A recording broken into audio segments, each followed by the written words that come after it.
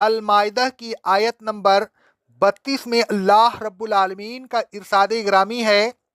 اور اے رسول صلی اللہ علیہ وسلم، اسی واقعہ کے باعث اور مزید قتل کی وارداتوں کو روکنے کی غرض سے ہم نے بنی اسرائیل کو اچھی طرح بتا دیا تھا کہ جو کوئی شخص کسی دوسرے شخص کو نہ تو جان کے بدلہ اور نہ فساد فی الارض کی سزا میں بلکہ ویسے ہی قتل کر دے تو گویا اس نے تمام انسانوں کو قتل کر دیا، اور جس نے اس شخص کی جان بچائی تو گویا اس نے تمام انسانوں کی جان بچائی۔ ان لوگوں کے پاس ہمارے رسول کھلے دلائل کے ساتھ آئے تھے، لیکن پھر بھی ان میں سے بہت سے لوگ رسولوں کی تعلیم کی کوئی پرواہ کیے بغیر ملک میں ظلم و زیادتی کرتے رہے۔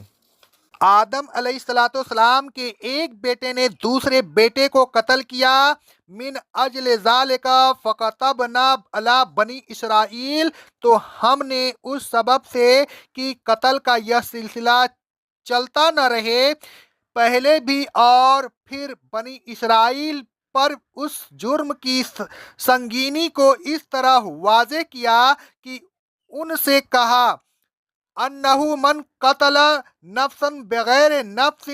او فساد فی الارض فکأنما قتل الناس جمیعا، کہ جو شخص کسی دوسرے شخص کو قتل کرے بشرطے کہ اس کا قتل قصاص کی وجہ سے نہ ہو یا زمین میں فساد برپا کرنے کی سزا کے طور پر نہ ہو، تو گویا اس نے تمام انسانوں کو قتل کر دیا۔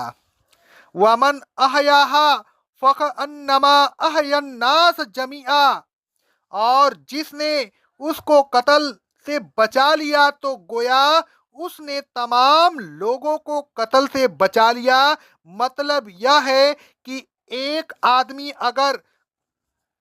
قتل کا مرتکب ہوتا ہے تو دوسرے کو بھی جرات ہوتی ہے کہ وہ بھی قتل کرے، اور اس طرح ایک دو نہیں بلکہ پوری نسل انسانی کی جانیں غیر محفوظ ہو جاتی ہیں، اور کوئی شخص کسی وقت بھی قتل ہو سکتا ہے، اور اگر کوئی شخص کسی شخص کو قتل سے بچا لیتا ہے تو گویا اس نے مزید قتل کا سدباب کر دیا اور قتل کی طرف ترغیب دینے والے داعیہ کو ختم کر دیا۔ ایسی صورت